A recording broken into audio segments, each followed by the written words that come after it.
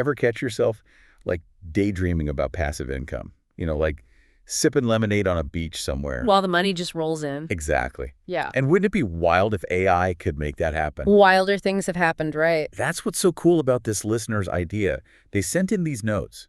And get this, they're in Spanish. No way. See, this is what I love. People all over are getting in on this AI action. What are they thinking about? Okay, so they're fascinated by this idea of using AI for film summaries. They even specifically mentioned the Marvels as a test case. But here's the kicker. They want to make it go viral. Viral, huh? Ambitious. I like it. What's the strategy there?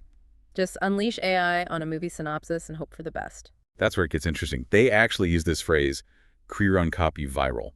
So it's like they're not just summarizing the movie. They're trying to bake in that shareable quality right from the start. I see, I see. So are they using any particular AI tools to make this happen? ChatGPT, maybe? You know it. ChatGPT is their go-to, at least for the initial summary. Makes sense. ChatGPT is great for getting a basic structure down, but a truly viral copy, that needs a little something extra, some pizzazz. Right, and they ran into a common stumbling block, those pesky word limits ChatGPT sometimes throws at you. Ugh, don't remind me. Happens all the time. What did they do? Well, they kept mentioning the word disroller.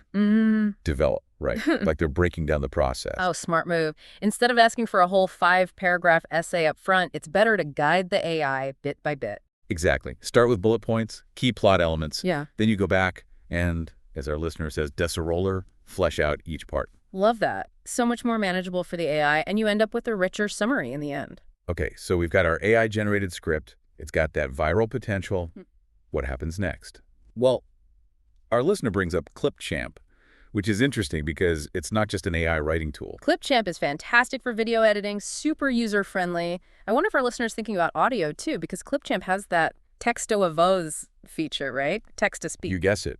They were super stoked about turning their AI script into actual audio. And get this, they were geeking out about all the language options. Chinese, Spanish, Mexican Spanish. Wow, they're thinking globally. I love it. This is what's so exciting about this AI stuff. It's breaking down language barriers, making it possible for anyone to create and share. No doubt. So we've got ChatGPT for the script, Clipchamp for the voiceover. Feels like we're missing one crucial piece of the puzzle, though. Something our listeners skimmed over in their notes. Let me guess. Visuals.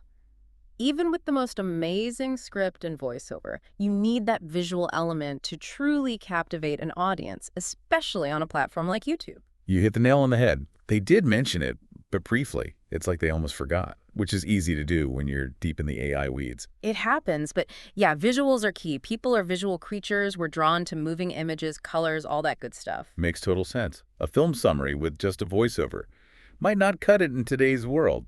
People want to see the action. Okay, but let's talk about the elephant in the room, right? Passive income. Our listener mentioned it, and I think a lot of folks listening are wondering the same thing. Can you actually make money from AI-generated film summaries on YouTube? Ah, the million-dollar question.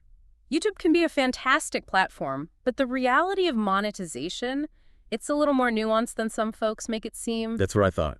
I mean, it can't be as easy as just churning out videos and watching the cash roll in, right? Right, you're competing with a ton of content, and YouTube's algorithm is constantly evolving. And that algorithm, that's what decides which videos get seen, which get monetized, all of that, right? Exactly. And one thing that algorithm loves is originality.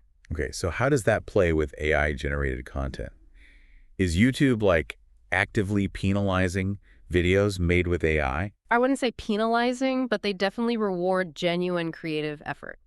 So if everyone's using AI to create basically the same generic summaries, then those summaries become less valuable, less interesting. The algorithm picks up on that. makes sense. It's like I'd rather watch a channel that's got a unique voice, even if the editing isn't perfect, than something super slick but totally generic. 100%. And that's what YouTube wants to encourage creators using AI as a tool to enhance their own style, not just replace it entirely. So it's not about avoiding AI altogether. It's about how you use it.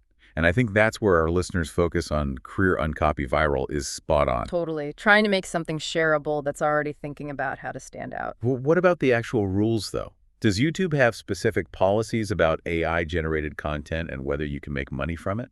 They're always updating things, so it's smart to check the latest guidelines. But generally, it's about adding value for the viewer.